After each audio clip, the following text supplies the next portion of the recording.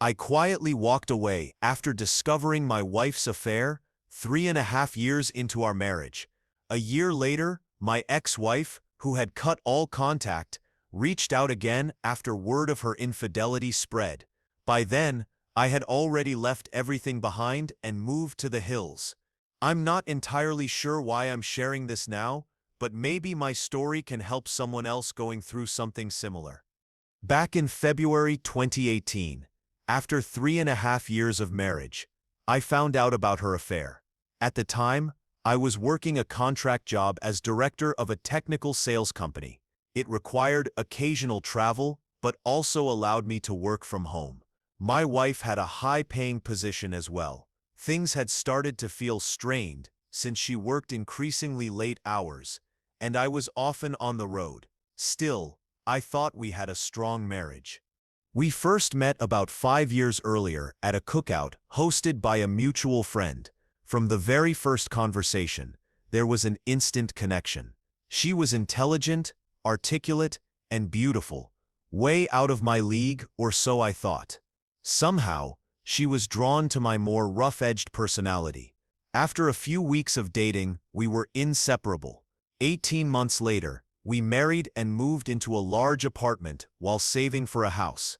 But around the 3-year mark, things began to shift. Arguments started over small issues. When I questioned her late hours and constant work outings, she grew defensive. She justified it by saying climbing the corporate ladder required sacrifices and reminded me that I was also away for work. In truth, my travel wasn't as extensive. I was only gone 3 or 4 days every 5 weeks. I even offered to cut back, but our arguments never reached resolution. Looking back, I now see the signs. At the time, I didn't. Our intimacy had declined, and she often came home exhausted, which I assumed was just from work stress. She spent long hours in the spare bedroom she used as a home office, and by late 2017, she was out with coworkers multiple nights a week. The first clear red flag appeared about a month before I discovered the truth. We had gone grocery shopping, and as I helped unload the bags, I noticed something pink glinting under the passenger seat of her car. It was a bra, hers. She always bought the same style, so I knew it was hers. I felt physically sick, but I said nothing. She even asked if I was feeling okay, joking that I looked like I'd seen a ghost. I kept my emotions hidden, though inside I was spiraling. That moment triggered doubts I couldn't ignore. I tried to rationalize, even planned a romantic dinner to reconnect. I bought flowers, wine, and set the table with candles. But when she came home, she apologized, saying she had to meet coworkers at a neighborhood bar. She offered to have a quick snack with me before heading out, but I was crushed.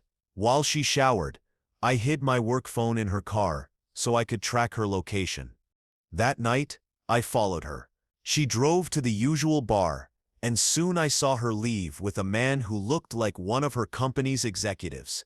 He kissed her, and they left together, heading straight to a hotel. That was enough. I had my confirmation. Sitting in my car, I felt numb, broken, and furious. Instead of going home, I drove aimlessly until I found a small tavern miles outside town. I sat at the bar, ordered a drink, and the bartender immediately noticed something was wrong. Soon after, a man sat beside me and started a conversation. I didn't feel like talking, but his easygoing nature calmed me. Eventually, I shared what had happened. He listened, then told me he'd gone through something similar years earlier. His words struck me.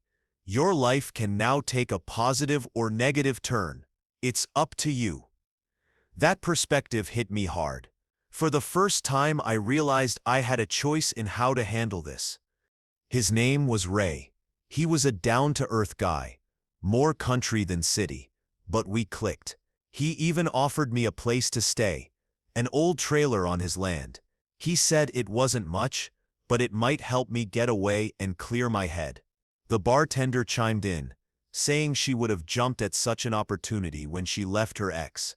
Their words felt surreal, but maybe this was the lifeline I needed. I agreed to check it out in the coming days. That night, when I finally returned home, my wife asked where I had been. For the first time, I turned to her and asked directly, "Where have you been?" She brushed it off, claiming she was just out for drinks, but deep down, I already knew the truth. I finally asked her directly if she was having an affair. At first, she seemed shocked, but quickly composed herself and denied it. "Why would you even ask me that?" she said. I told her I had heard. She might be seeing someone from work. She pressed to know who told me, but I didn't reveal the source, dismissing me as ridiculous. She accused me of being drunk and paranoid, then demanded to know where I had been. I simply replied that I had gone out for drinks with friends, though she clearly wanted to keep asking questions. She eventually went back to the bedroom. By then, I already knew the truth. I had proof she had been deceiving me for months. That night, I chose to sleep on the couch. I couldn't close my eyes without replaying the image of her with another man. I felt disgusted, hurt, and sorry for myself. But then I thought of Ray's trailer. The thought gave me a strange sense of relief, almost like a new option had opened up. My instincts pushed toward escape, not confrontation. The next morning, we barely spoke and carried on with the weekend, as if nothing had happened.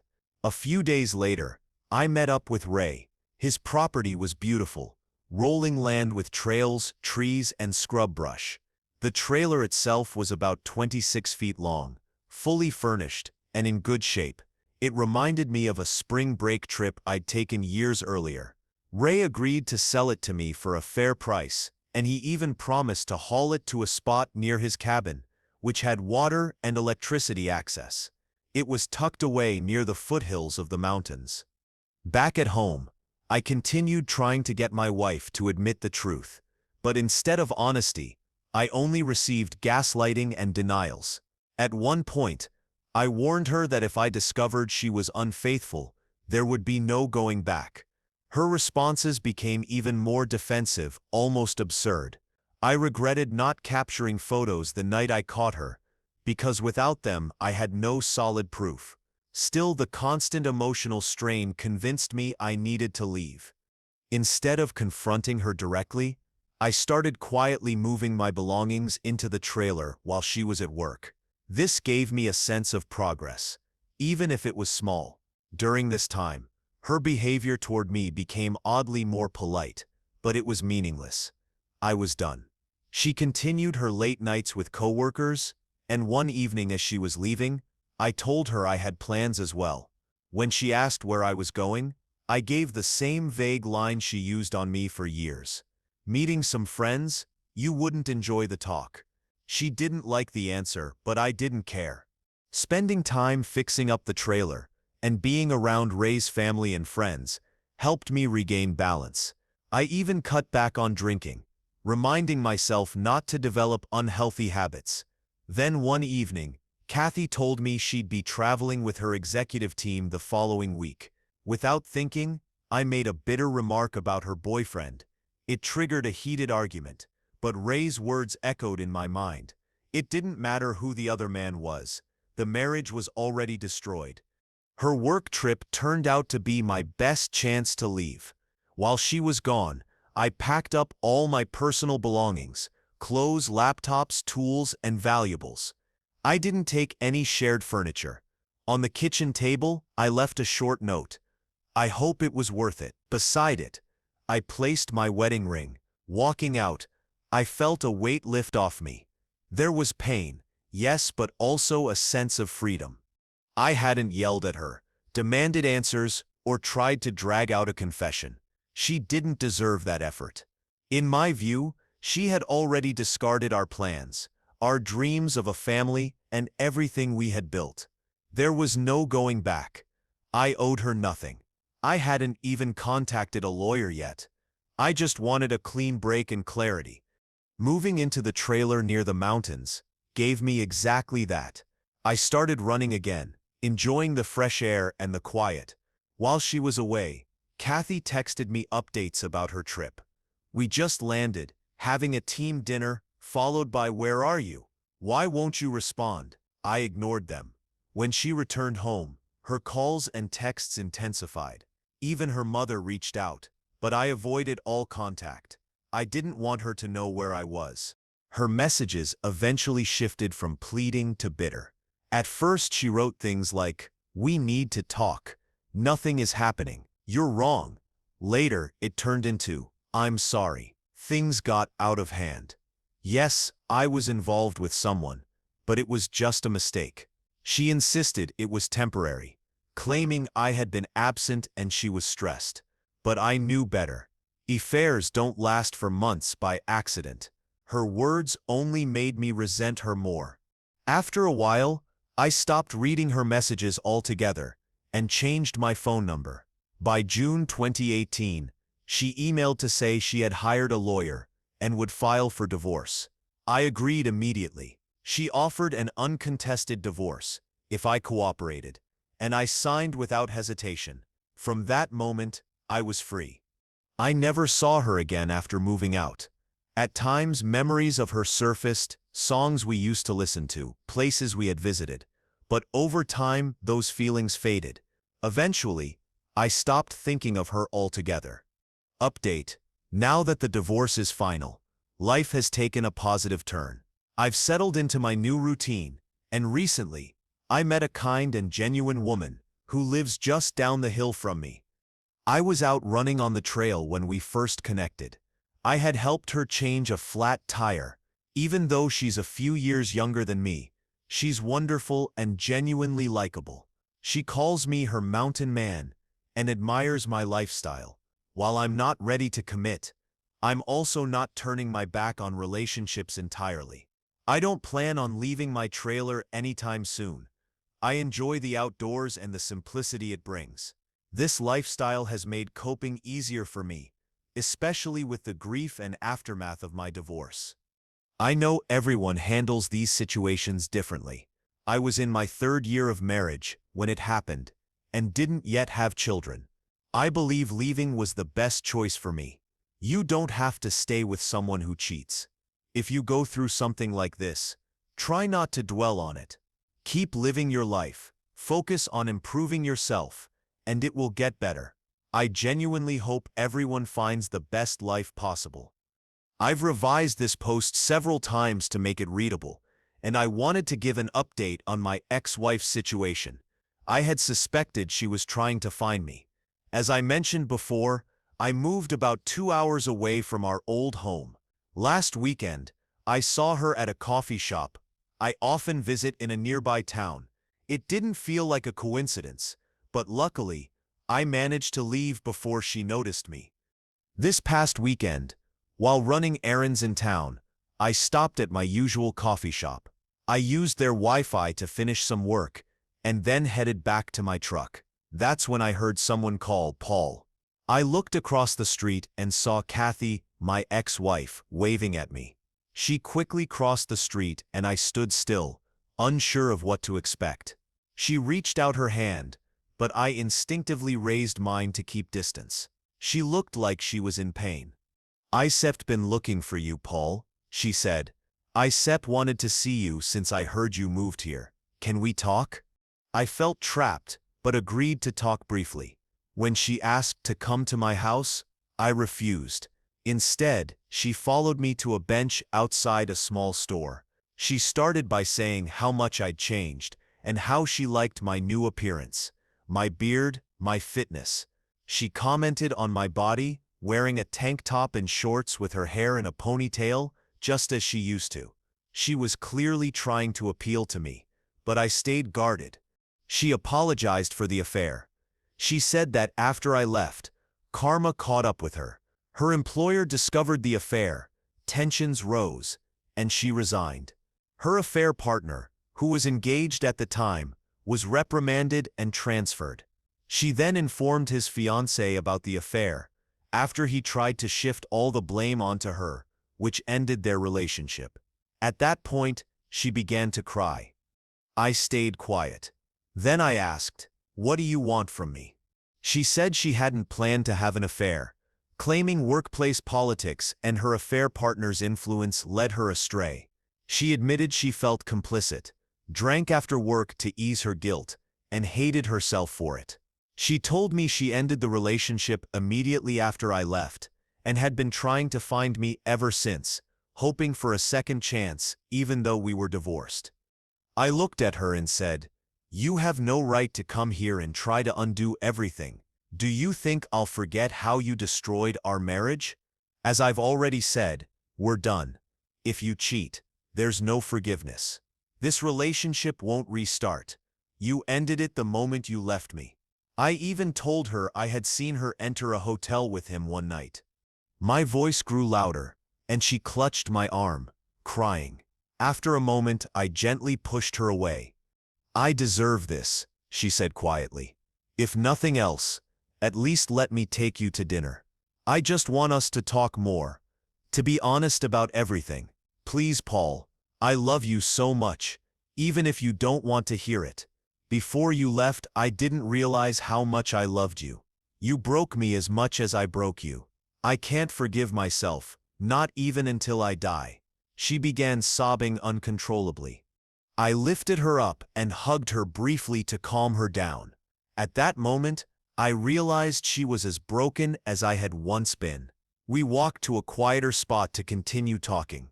When she had calmed, I asked how she had found me. "Did you hire a private investigator?" I asked. She laughed softly and said no. She explained she'd run into Stacy a few weeks earlier and by pressing her had gotten all the information about me. I had asked Stacy not to mention anything, but Kathy kept pressing until she finally gave in. Stacy only knew I lived nearby and often came into town on her days off, so Kathy began visiting to check if she could find me. I laughed when she admitted that, thinking Stacy couldn't keep quiet. She blushed, and we eventually agreed to have dinner at a small restaurant with a patio. I made sure we didn't drink, since I didn't want to give her any reason to claim she was too impaired to drive. To my surprise, the conversation was calm and even enjoyable. Afterward, I walked her to her car. She told me she hadn't dated anyone since I left, and insisted I was the only one she wanted. She pushed me to stay longer, but I explained it was still too soon for me. She asked for my phone number, but I only gave her my new email. I told her that if she had my number, she would flood it with calls and texts. She cried, but accepted it, promising to email me details about when she would return the following weekend. Before she left, I asked her directly, "Would you have forgiven me if I had been the one who cheated?" She paused and said yes, in time. If we went to counseling, worked through it with honest communication, and maybe even a binding agreement. I answered that maybe, in 5 or 10 years, I could consider it. She replied that she would wait as long as it took. Taking my hands, she looked at me and said, "Paul, I will always love you and will do anything to prove it." Those words caught me off guard and stayed with me after she left. Even though her statement was firm, I still couldn't see us together again. At best, perhaps we could be friends one day, but even that was uncertain. I returned home, went for a long run, had a beer, and thought about how far I'd come. I wondered if she might disrupt the peace I'd built for myself. For now, I had time to reflect, but the past was still too fresh. Final update. When I first shared my story on Reddit, moderators kept removing it. To summarize, I avoided contact with my ex-wife for over a year before she found me. She wanted to reconcile, but if you expected me to take her back, you'll be disappointed. Last week, she sent me a long email expressing regret and offering to visit me for the weekend. My answer was clear: no. I told her I had no plans to reconcile. I'm happy living alone, enjoying my quiet lifestyle and keeping things simple. At 32, I'm not in a rush to change. I've met other women and friends along the way, and I'm content. In my response, I refused to share my phone number and told her directly that I no longer trusted her. She had made her choices, and I had moved on.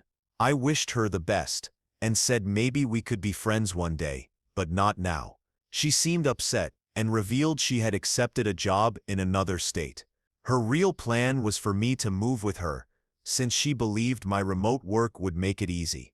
She wanted to meet again before she left, but fortunately, I had business travel scheduled that kept me away. I'm grateful. She will no longer be part of my life. Eventually, she'll realize that her time with me is over. She may send more emails, but she'll have to move on, and likely repeat the same mistakes with someone else. To anyone listening, focus on your own life. Don't let the past hold you down. Give yourself the strength to move forward. I wish you all the best. Thank you for watching. If you haven't subscribed yet, please do, and hit the notification bell to stay updated with more real-life stories.